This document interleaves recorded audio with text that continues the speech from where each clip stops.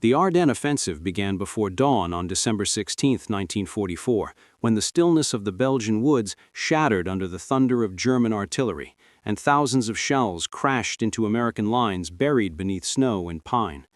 In the scattered foxholes of the 28th Infantry Division and elements of the 106th, men jerked awake to a world already frozen stiff, rifles coated in frost, boots rigid with ice, breath turning instantly to vapor in the dark. No one knew it yet, but they were about to fight through one of the coldest European winters on record, a brutal stretch where temperatures plunged to minus 20 degrees centigrade and stayed there for days. The cold crept into everything, into fingers and lungs, into rations, into the metal bones of the weapons the men depended on. For the first time in the war, the trusted M1 Garand, the 8-shot semi-automatic rifle considered the backbone of American infantry firepower, began to show signs of strain. Not because the enemy had found a weakness, but because nature itself had turned against it. Private First Class Harold Meyer of the 110th Infantry dug his gloves into the frozen soil, trying to keep his rifle under his coat, pressed awkwardly between his chest and his parka. He had learned the trick the day before from a sergeant.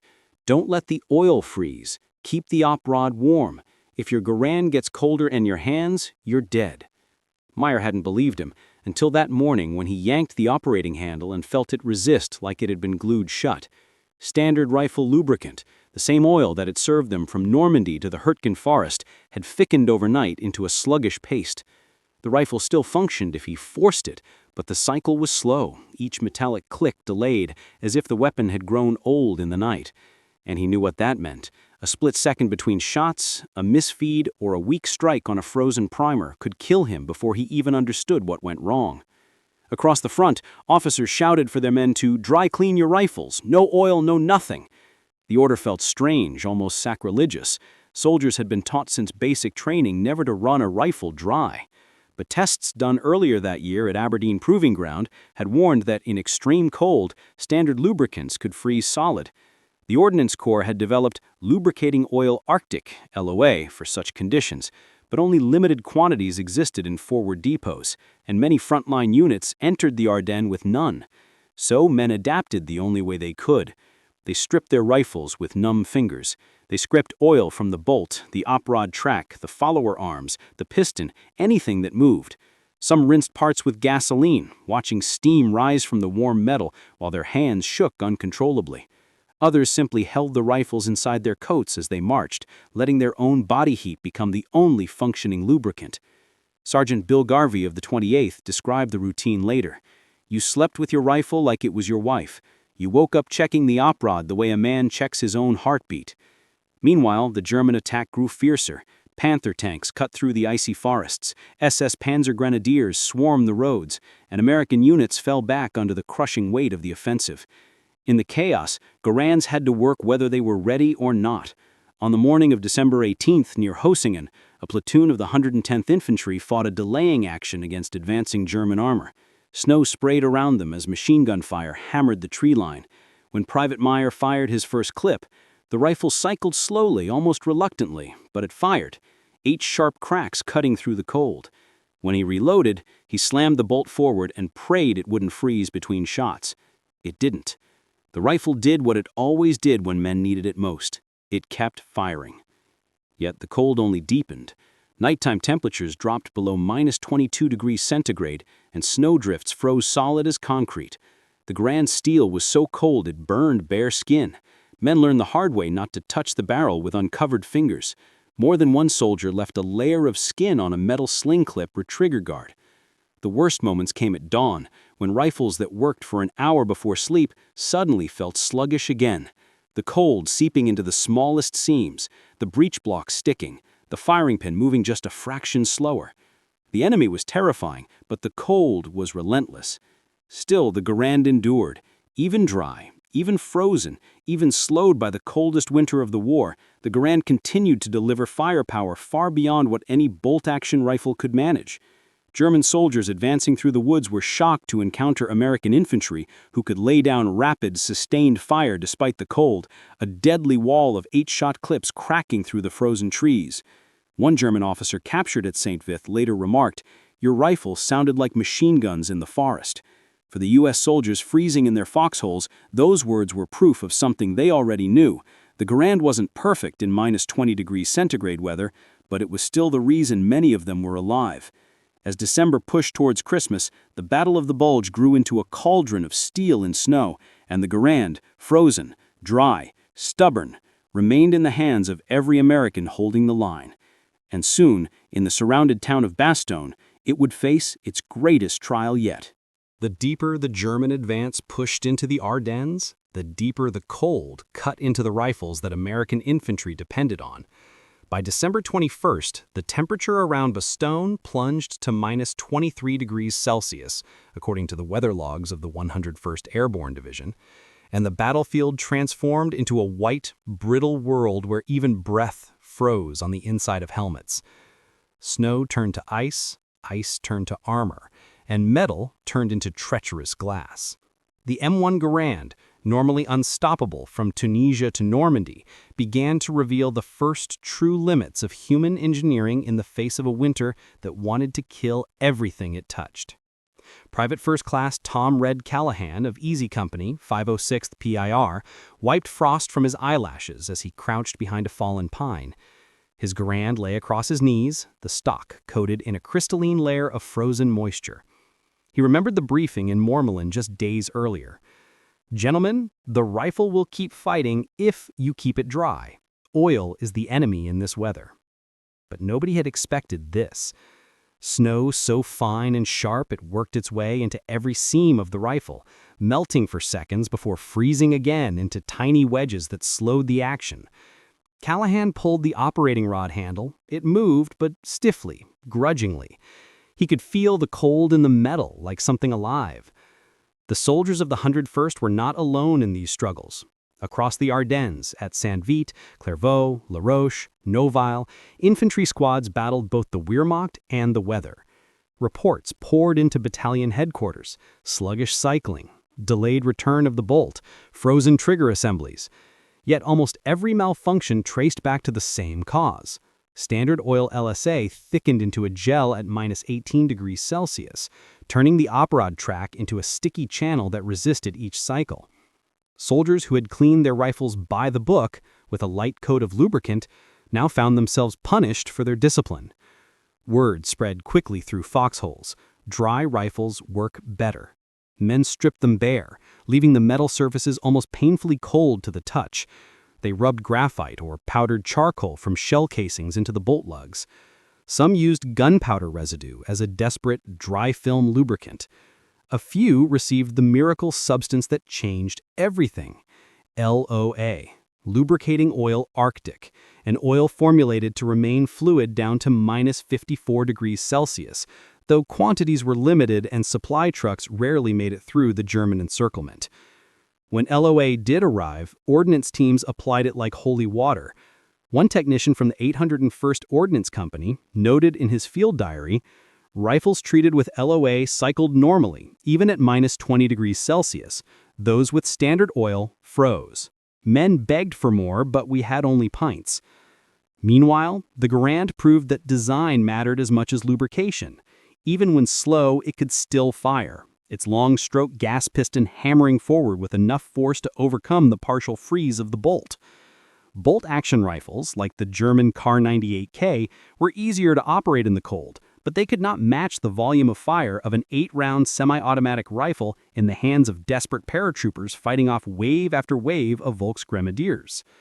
At Noville, on December 20th, 21st, Lieutenant Colonel Robert Sink's paratroopers held the line against elements of the 2nd Panzer Division. Snow blew sideways in sheets, bullets whistled, and fog thickened until the world became a shifting tunnel of white and shadows. The Garands barked back, rapid and relentless. One 502nd trooper later recalled, "My rifle was half frozen, but it still fired faster than any German rifle in that forest. I could feel the action slow down, but it never quit." In Bastogne, surrounded on all sides, the rifle became part lifeline, part burden. Men slept with them not out of regulation, but out of survival. The steel was so cold it burned through gloves, so they held the rifles under their coats, letting the warmth of their chests thaw the operod and bolt. Imagine cuddling a block of ice, Except the ice can save your life if you keep it warm, Private Callahan joked darkly on December 23rd. When the Germans sent their surrender demand on December 22nd, demanding Bastogne lay down arms, Brigadier General Anthony McAuliffe, acting commander of the 101st, famously replied, "Nuts." But the reality in the foxholes was harsher. The men had almost no artillery shells left, food was rationed, medical supplies were gone, and many rifles, though still functional, cycled slowly or painfully. Yet they kept working. On December 24th, outside the village of Champs, a squad of the 502nd held off a German probing attack at dawn. The air temperature was minus 21 degrees Celsius, and frost had formed a glittering layer on the rifle barrels. The Garands fired, sluggish, but deadly. German prisoners later admitted they believed the Americans had more automatic weapons than they actually did because the Garand's semi-automatic rhythm carried through the frozen woods like a warning drum. By Christmas morning, the men were exhausted. The temperature dropped again. The siege tightened. But the rifles, clean dry, and kept warm against shivering bodies, did what they were built to do. They fired every time the men asked them to fire. The frozen Garands were not flawless machines in those days. They were stubborn, stiff, and sometimes painfully slow, but they remained the backbone of every foxhole, every roadblock, every stone wall where American infantry refused to yield. And soon, as whispers of Patton's armor filtered through Bastogne's icy trenches, the Garands that had survived the coldest nights of the war would be called on to fight again. This time not just for survival, but for the chance to break the siege that had threatened to crush the entire 8th Corps beneath the winter sky. The siege of Bastogne tightened like a steel band through the final week of December, squeezing the 101st Airborne, remnants of the 10th Armored Division, and scattered units from the 28th Infantry Division into a shrinking ring of defense around a frozen Belgian crossroads. Snow had turned to ice and then refrozen into jagged layers that cracked under boots like glass. Temperatures hovered around minus 20 degrees Celsius, creeping lower at night, turning every breath into a drifting cloud and every exposed metal surface into a hazard capable of tearing skin. In that bitter cold, surrounded, cut off from fuel and ammunition, the American infantry leaned more heavily than ever on their M1 Garands, still the core of their firepower, still the rifle that stood between them and annihilation. At dawn on December 26th, the Germans launched a coordinated attack on the villages ringing Bastogne, Champs, Hemroll, Marvy, and the battered hamlet of Foy. Their objective was simple: crack the perimeter before relief forces reached the town. Panzer IVs and Stug 3 assault guns crept through the fog, their camouflage blending with frost-coated hedgerows. Volksgrenadiers advanced in tight formations, rifles slung across white smocks, boots crunching through snow. And in their path stood paratroopers armed mostly with rifles frozen stiff hours earlier. Private First Class Tom Callahan of Easy Company woke to the familiar ritual. Before he even opened his eyes, he reached for the M1 Garand cradled under his coat. He rubbed the bolt with his bare thumb, stupid he knew, but necessary, feeling the metal warm painfully against his skin. He cycled the action once, then again, until the op rod slid with only the faintest resistance. Across the foxhole, Sergeant Grant whispered, "Keep it warm, we'll need every round today." They did. At 800 hours, German infantry pushed toward Champs, hoping to exploit the lightly held sector. Snow blew sideways in thin ribbons. Paratroopers crouched behind stone walls, tree trunks, and wrecked jeeps, waiting for the shapes to emerge from the blizzard. When they did, the forest filled with the sharp, rhythmic cracks of semi-automatic fire.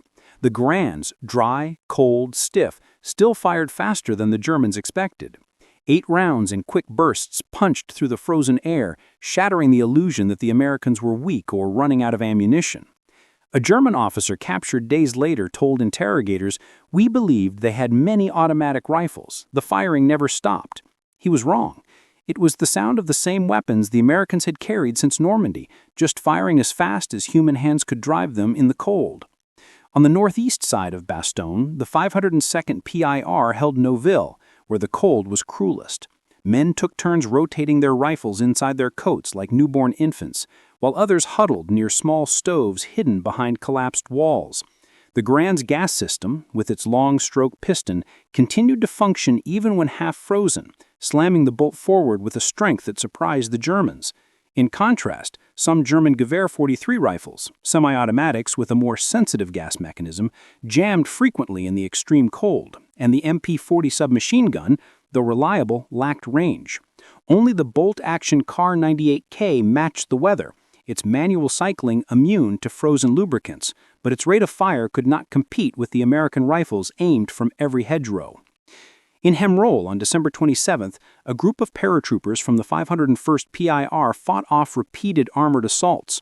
As a Panzer IV lumbered through the village center, its tracks smashing frozen cobblestones, the infantry surrounding it fired back with rifles that clicked grudgingly but did not fail. Staffsat Matt Middleton recalled later, "My trigger felt like it had sand in it, but the rifle shot every time. Slow, but it shot." When the tank finally withdrew under artillery fire, Middleton realized he had gone through 4 clips, 32 rounds, without a single malfunction. Yet the cold demanded a price. Soldiers lost skin, nails, and in some cases entire fingertips while maintaining their rifles. Private Sam Walters of the 327th Glider Infantry tried to clear his trigger housing after a night patrol and tore a blistered chunk of flesh off his thumb. He wrapped it in a bandage and kept firing anyway. "Better my thumb than a jam," he told his squad leader. Others were less fortunate. Some men who attempted to disassemble rifles bare-handed in the open air suffered frostbite so severe that evacuation became necessary, though few were willing to leave Bastogne while the siege continued. Meanwhile, the Garand proved one more critical advantage. Its en-bloc click system, though loud and sometimes demoralizing when it pinged empty in close combat, allowed rapid reloading even with numb or gloved fingers. German soldiers struggled to reload Mauser stripper clips with frozen hands. American paratroopers could slam a fresh clip into the Garand and be firing again in seconds. In the cold calculus of Bastogne's firefights, those seconds often meant the difference between pushing the enemy back or being overrun. On December 28th, the sky cleared just long enough for a resupply drop. Ammunition, rations, bandages, and, crucially, small tins of Loa Arctic lubricant fluttered down in parachute bundles. Ordnance teams worked through the night, moving from foxhole to foxhole, teaching soldiers how to apply tiny drops, never more than the width of a nail's final hope emerge, but the time now stood troopers with white smocks and, some cases, entire fingertips. Replacements finally broke through to Bastogne. When the first elements of the 4th Armored Division finally broke through to Bastogne on December 26th, ending the isolation, many paratroopers were too exhausted to cheer. They simply held out their rifles, frosted, battered, stiff, and showed the tankers the tools that had kept them alive. "This damned thing saved me, but I swear it hated the cold as much as I did," one man said, patting the side of his Garand. As the new year approached, the siege lifted but the cold remained, and the Garands that had fought through the darkest week of the Ardennes were not done yet. They would soon be needed again in the brutal counterattacks that would drive the Germans back toward the Rhine. The new year brought no warmth to the Ardennes. If anything, January 1945 grew colder still, tightening winter's grip on men and steel alike as American forces pushed to reclaim the shattered forests and frozen villages the Germans had seized in their desperate offensive. The relief of Bastogne on December 26th had ended the siege, but not the suffering. The temperature hovered between -15 degrees Celsius and -20 degrees Celsius, and every rifle, every trigger, every bolt felt the sting of that cold. For the infantry advancing through snowdrifts up to their thighs, the M1 Garand remained both lifeline and burden, a stubborn, frost-bitten companion that had to be coaxed into life each morning before it could protect the man who carried it. On January 2nd, soldiers of the 101st Airborne and 4th Armored Division pushed north toward Foy and Neuville, trudging past wrecked half-tracks and the burned remains of German vehicles half buried in snowbanks. As they moved, paratroopers performed a ritual that had become second nature, cycling the Garand's operating rod every few minutes to keep ice from forming on the bolt face, checking the trigger to ensure its delicate sear hadn't stiffened again overnight, tapping the barrel band to clear frost from the front sight. Many rifles ran completely dry, no oil whatsoever except perhaps a faint trace of LOA Arctic lubricant applied sparingly the night before. A corporal in the 506th PIR joked, "This rifle's got less oil than my hair." But the truth was deadly serious. Any film of moisture, any remnant of regular lubricant would freeze and jam the action. Ordnance teams had studied the problem since Bastogne and passed down new tactics. Warm the rifle before dawn, never breathe directly onto the action, keep snow from melting on the bolt, and if frost formed inside, strip the rifle behind shelter and warm it beneath your coat. Soldiers adapted with the ingenuity of men who had no choice. They placed their rifles near pot-belly stoves in barns and cellars, rotating them like bread on a griddle. They used charcoal from burned-out houses to dust the bolt lugs, creating a dry film lubricant.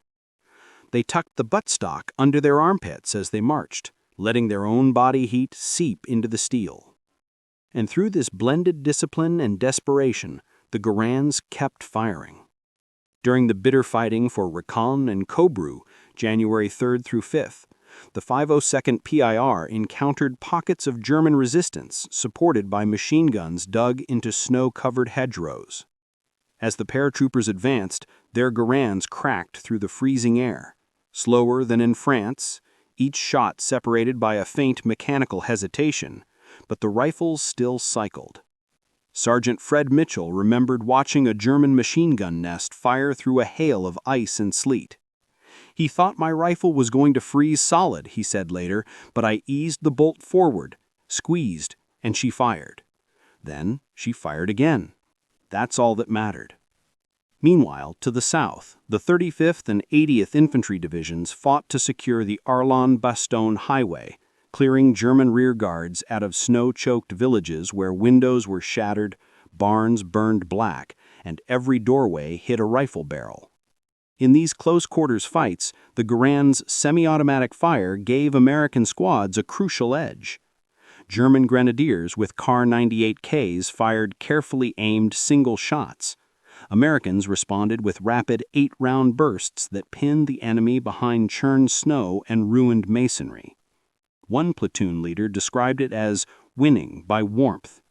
Not warmth of weather, but warmth of steel. If the rifle was warm, we survived. If the rifle froze, we didn't. On January 9th, during the struggle for Flammerjay, a blizzard swept across the front with winds sharp as knives. Visibility dropped to a few meters. Men could barely see their own boots. Yet the Garands kept barking, each muzzle blast sending a harsh puff of steam into the frozen air. Private Joe Carbone of the 10th Armored Division fired until the barrel glowed faintly beneath the frost, the heat melting ice into thin rivulets that froze again seconds later. "My rifle looked like it was sweating in the cold," he wrote in a letter home, and then the sweat turned to ice. For soldiers of the 28th Infantry Division returning to the line after being mauled in the early days of the offensive, the Garand became a symbol of resilience. Many of these men had lost friends at Clairvaux and Hosingen, had retreated through snowstorms under tank fire, and now found themselves advancing again with rifles so cold they hummed with stored frost. Yet the rifle's gas systems, simple, strong, and designed to operate with brute force, held up better than many expected.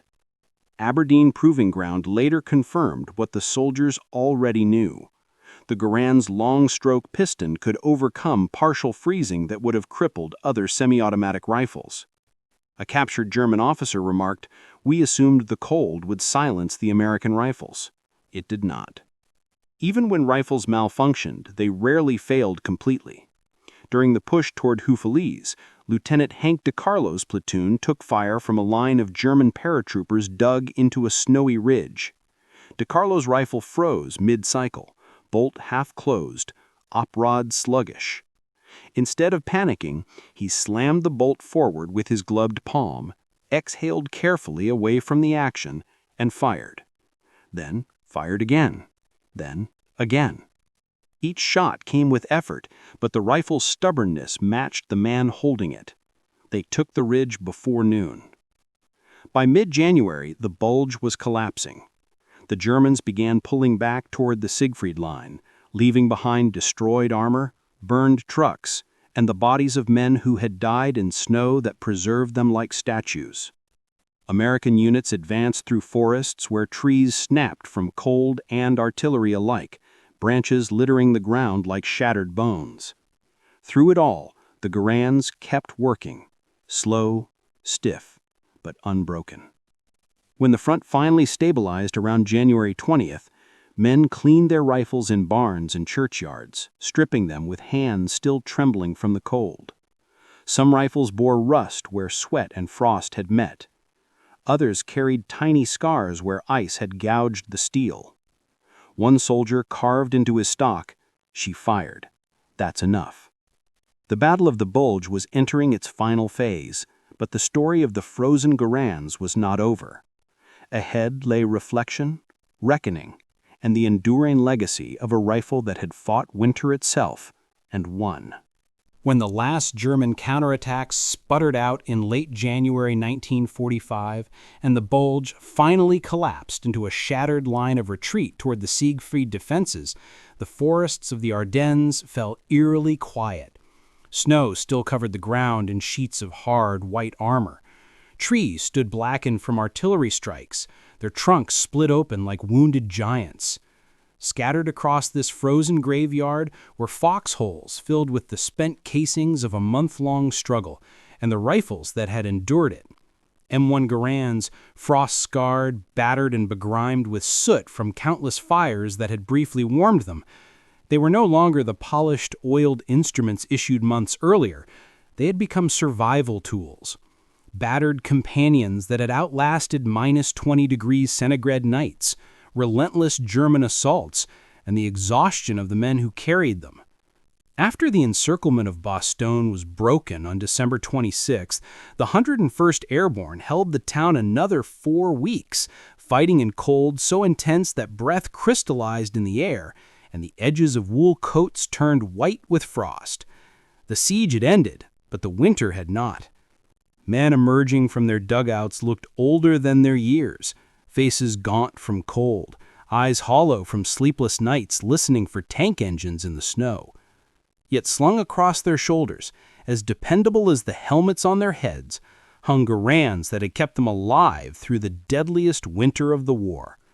On January 25, 1945, when the U.S. First Army officially declared the Ardennes offensive ended, an ordnance inspection team moved through the positions of the 101st near the villages of Recigny and Foy.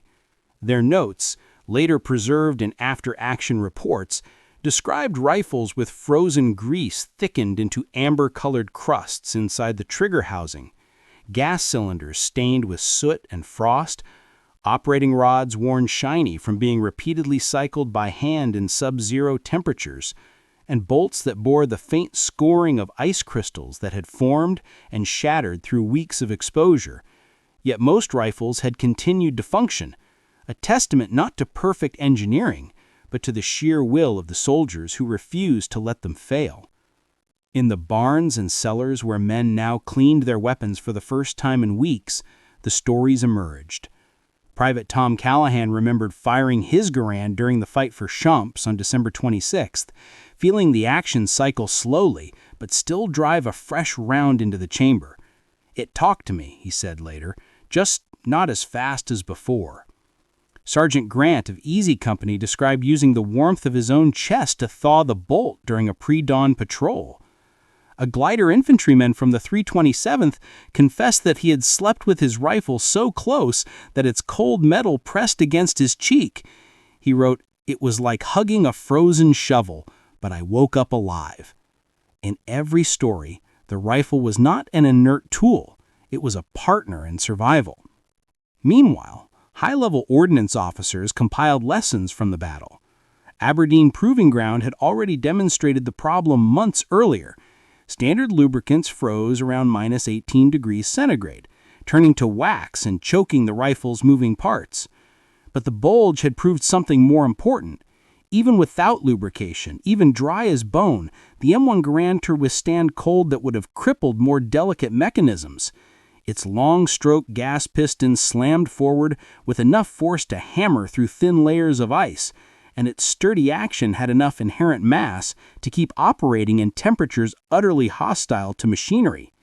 In contrast, the German G43 semi-automatic rifle struggled in the cold, its short-stroke gas system freezing more easily.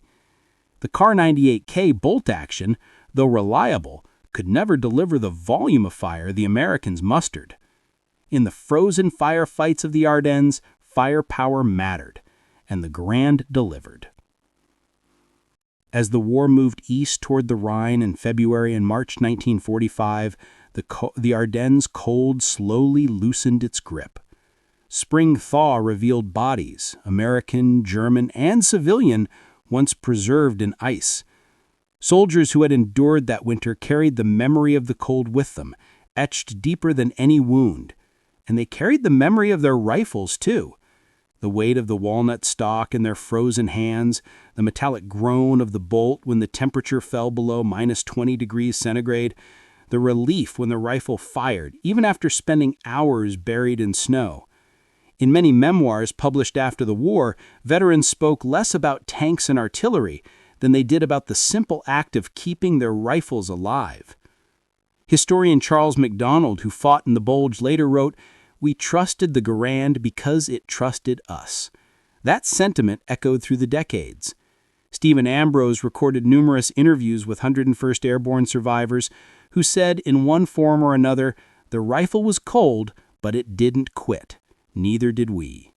SLM Marshall's combat interviews included repeated praise.